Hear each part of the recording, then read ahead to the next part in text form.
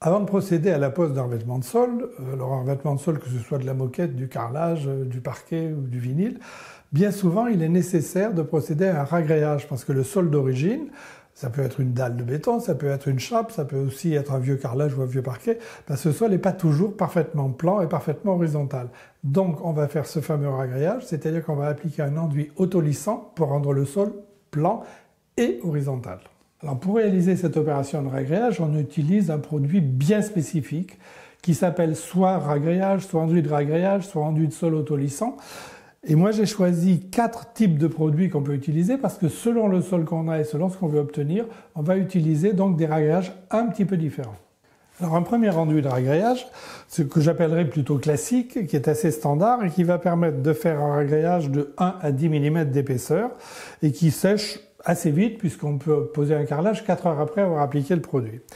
Autre produit, celui-ci, qui est un petit peu plus professionnel puisqu'il peut être appliqué à la machine, lui aussi 1 à 10 mm d'épaisseur, on va plutôt l'utiliser sur ce qu'on appelle des grands chantiers. C'est vraiment si vous avez de très grandes pièces ou tout un étage à réaliser.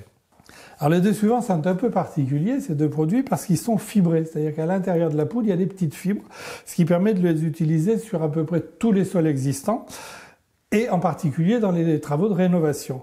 Le premier donc est polyvalent, il permet de faire un ragréage de 3 à 20 mm d'épaisseur, et le second, lui, il est forte épaisseur, c'est-à-dire qu'on peut poser jusqu'à 30 mm d'épaisseur, et il convient en particulier très bien sur les vieux planchers. Pour avoir la bonne épaisseur de ragréage, en l'occurrence, là je vais choisir 30 mm, enfin jusqu'à 30 mm, parce que j'ai quand même un sol extrêmement irrégulier, j'utilise un niveau laser qui va me permettre de faire un traçage périphérique sur les murs. Le niveau a été réglé à 1,03 m, on vérifie. Donc effectivement, 1,028 m, mais c'est bon. Et à partir de ce trait, de ce repère, je trace 1 mètre, ce qui me donnera les 28 mm qui sont en dessous. Et là, on va faire tout simplement un traçage au cordeau à poudre. Donc évidemment, à 2 personnes, on va tracer au cordeau à poudre le niveau final. Voilà, il est fait. Le sol d'origine doit aussi être solide. Si jamais il est pulvérulent, s'il produit de la poudre, on va d'abord appliquer un durcisseur. Mais dans tous les cas, pour régler la porosité, parce qu'il faut une porosité optimale pour appliquer le ragréage, on va appliquer un primaire, et j'ai utilisé un primaire polyvalent.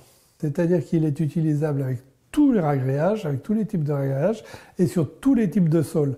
En plus, il est sablé et il a un avantage supplémentaire, c'est qu'il sèche vite, 45 minutes. Le primaire s'applique avec un rouleau de 10 mm de mèche, enfin de longueur de mèche. On le trempe dans le produit et je vais appliquer de façon régulière, en une seule couche.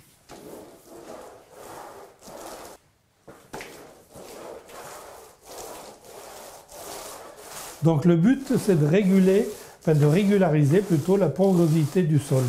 Alors maintenant, on va passer à la préparation de l'enduit de ragréage. Alors pour ça, il faut un grand récipient. Une poubelle, c'est l'idéal. Un sac, puisqu'on va mélanger un sac à la fois. De l'eau, 6 litres minimum, 6 litres et demi maximum, on verra. Et ensuite, un outil pour bien mélanger. Et l'idéal, c'est de disposer d'un malaxeur qui tourne pas trop vite, c'est-à-dire qui tourne à 500 tours par minute maximum. On va commencer par verser l'eau au fond de la poubelle. Et ensuite, je mets le sac, le contenu complet du sac, qui fait quand même 25 kg, il ne faut pas l'oublier. Alors, l'intérêt de ce ragréage, c'est qu'il est anti-poussière, ou en tout cas, on va dire, il fait peu de poussière. Voilà.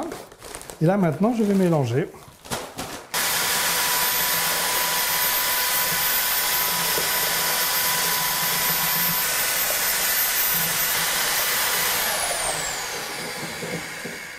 Pour obtenir un mélange homogène, il faut 3 à 4 minutes, pas plus.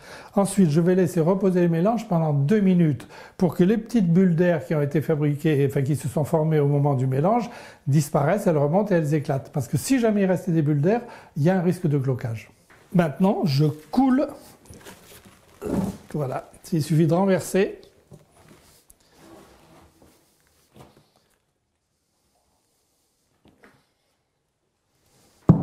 Et on étale avec une taloche inox, donc on facilite l'étalement. Mais l'idéal est quand même de disposer d'une taloche dite flamande. C'est celle qui a cette forme un petit peu bizarre et plus longue et qui permet d'avoir le bras beaucoup plus long et donc d'aller plus loin et de mieux étaler. Et on va préparer très vite un deuxième seau, une deuxième poubelle et on va continuer à couler. Et maintenant, je vide la seconde dose en débordant un peu sur la première, bien évidemment.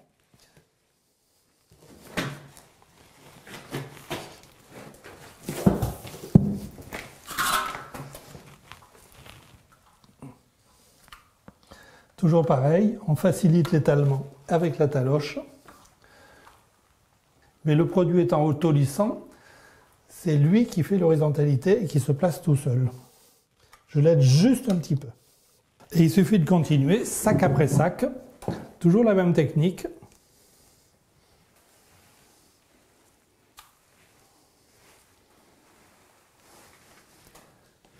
Alors, un des intérêts qu'on voit bien des produits autolissants, c'est qu'il prend la forme, y compris le tour du poteau, ce qui est quand même évidemment assez rare dans une maison, c'est vrai, mais là c'est le cas. On a un poteau en plein milieu, et l'enduit autolissant fait le tour du poteau. Et je continue.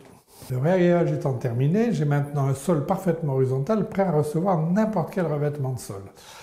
Là, il a fallu seulement 3 heures pour pouvoir marcher dessus, 3 heures qui suffisent d'ailleurs aussi pour poser un carrelage. En revanche, si on veut poser un parquet, là, il faudra attendre quelques heures de plus.